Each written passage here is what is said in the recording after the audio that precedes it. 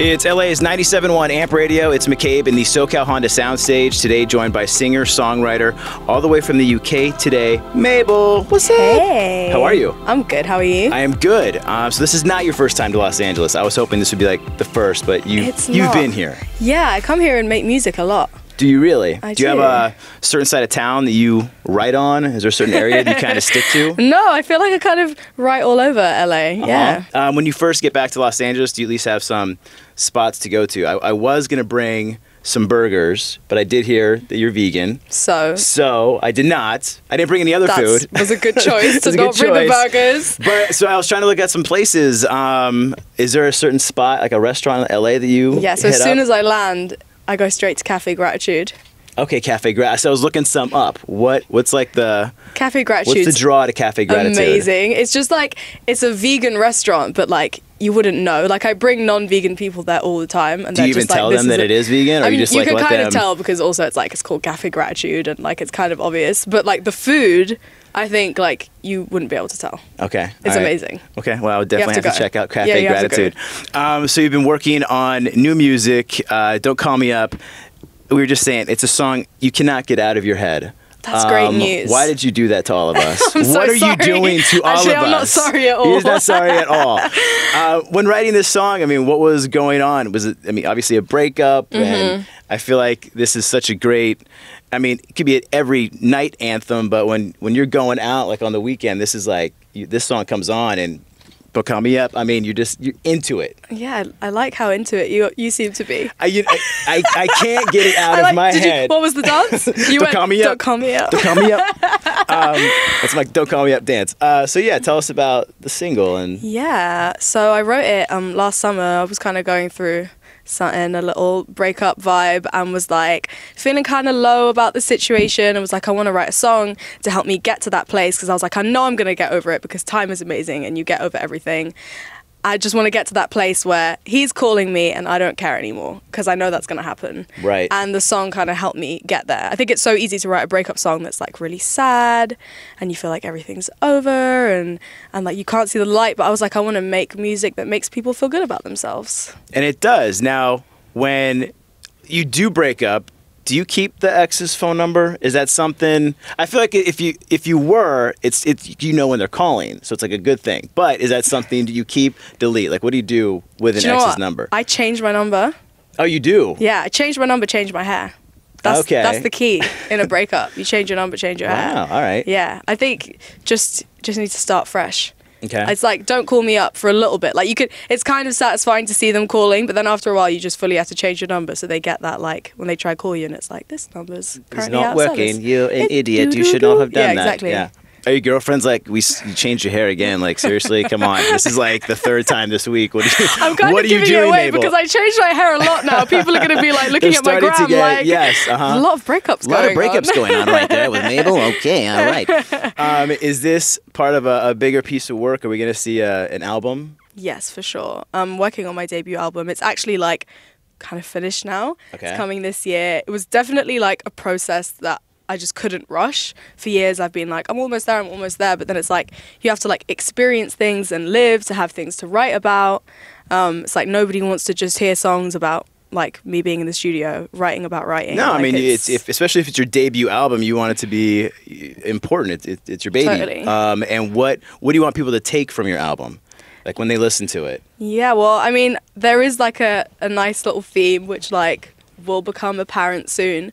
I'd say like I really just want to make people feel good about themselves, and I want to make people feel confident, and like I want a lot of like smiling and dancing to be going on when people listen to my album, for sure. Okay. I think when I first started making music, I was like, I'm gonna make like R&B and more like slow jams, and there's some elements of that on the record, but it's a lot like happier and more upbeat than I thought it would ever be, which is like fun. So it could be some sad songs, but with that upbeat vibe to it. Like, it's okay to be vulnerable. Like, it doesn't make you weak, but also, like, I want people to take something positive from every song. Yeah, and when can we expect the debut album? This year. This year at some point. So you're still kind of putting the final touches on it. Exactly. Don't want to give it away just yet. Yeah. Now, I mean, growing up, was music always a part of your life in the household? Mm-hmm. My parents are musicians, so it was kind of just always around.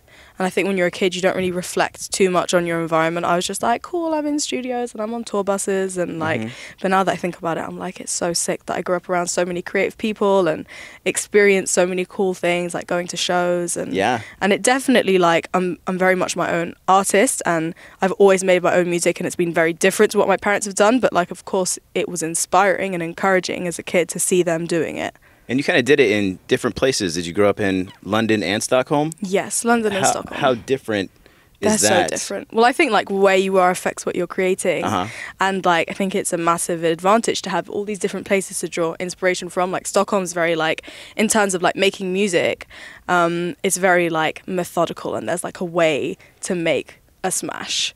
Which like I've kind of found quite frustrating when I was younger, because I was like, what do you mean? Like I'm a bit like, and I just do whatever, and things just turn out the way they do. And like, but in Sweden it's like, okay, you know, you look at things quite mathematically, which now I think is quite cool, like compared to the London side of things, which is more like, it's a little bit messier and a bit more like me and like diverse in a different way, but at the same time like I can draw from that like mathematical approach from, you know, from Sweden as well. I do like the one part of, is it Camden Lock that's a part of London? I visited there once. Great area. Kind of reminds me. Have you been to like Venice Beach? I have been to Venice. Kind of reminds me of like Venice, just like without the ocean right there. Very true. Music scene for you, were you like at shows a lot? I mean, aside from parents, was it like you going with friends and checking out kind of your own, you know, artists that you're into? Yeah, for sure. We would go to lots of shows. Like growing up, I would always like get tickets for things. And what's like the good venue in London, like a good underground one? Oh, let me think. Well, I think Village Underground's really cool. Okay, I've played there. That's a good venue. I saw Playboy Carti there not that long ago. That was cool. That was really fun. Yeah, so like sometimes you can catch like some big names like doing shows at Village Underground. And there's like Coco. Where else? I just played Brixton Academy, which is that's like massive. That's which huge. Is a really fun venue What was that to play. night like for you? Oh my god, I literally couldn't stop crying. I arrived before or after the show. All day. During, like there's footage of me literally crying like for no reason, like at literally everything. I arrived, I saw the like Mabel sold out thing, and I was just like, oh my god. And then like pre-show, mid-show, post-show, just crying. I mean, have you been able to take sort of it all in? I mean, a debut album coming out, playing venues like that, at the Brit Awards, you know, I mean, is it kind of all making sense now? And you're like, all right, this is what I'm doing. Yeah, it kind of does. Like, I obviously feel like I work hard and I deserve to be where I am, but at the same time, it's like, yeah, sometimes you have those moments where you're like, this is crazy. I've dreamt of this my whole life, like being nominated for a Brit Award and selling out shows like Brixton Academy and things, and I'm just really grateful. What have your fans, you know, what do you take from your fans, and what do you think your fans take from you in having these songs that sort of motivate them to feel good, even if it's a bad situation going on in their life, but, you know, how have your fans reacted? Just amazing to everything. Like, even when I share sort of like more negative experiences or sad things or whatever, it makes me feel like I'm less alone. So I hope that it makes people feel like they're less alone too. And that's like why I make music. Obviously I do it for myself, but it's also that like connection is like, it's the best thing in the world when I write something that's like mad personal to me, and then I get a message from somebody being like, oh my God, I just went through this as well. Right. And like the way that people interpret things like makes the songs even better. Well, I love the energy that you bring to just even an interview, let alone that's going to be on stage. What can we expect for, you know, the rest of 2019 as you know, put the final pieces on your debut album and get that going? Will there be like a world tour? What else can we expect? I would love that. I would love a world tour. Yeah, all those things are coming. Like, definitely it's just been like album, and like that's going to be my main focus until it's out. And then I'm just going to make another one straight away. Like, I'm not going to take any time off. I think like it's just make another one, do as many shows as possible, and like just keep growing. Keep growing. And are there some artists that you would love to be working with? Yeah, for sure. I mean, so many. Who would be like your top 3 on a list that you could have right in the studio right now and record some songs with? I guess like Drake. Okay, amazing. Yes. Ariana Grande. Totally awesome. This one's one last one. One last one. I guess maybe Kendrick would be Okay. amazing. All right. Yeah. Maybe if Kendrick is watching in Los Angeles, then we can make that happen. I would love that. Mabel, we look forward to everything coming Thank up. you. Debut album later this year, and Don't Call Me Up is the single. Don't Call Me Up. Don't Call Me Up. This is the new dance. This is the we new have dance. a Don't Call routine, Me but Up. I'm going to suggest got- this to the dancers Please tomorrow. do. Don't Call Me Up. For you. Thank you so much, Mabel, for stopping by 97.1 Thank you. Amp Radio. Appreciate it.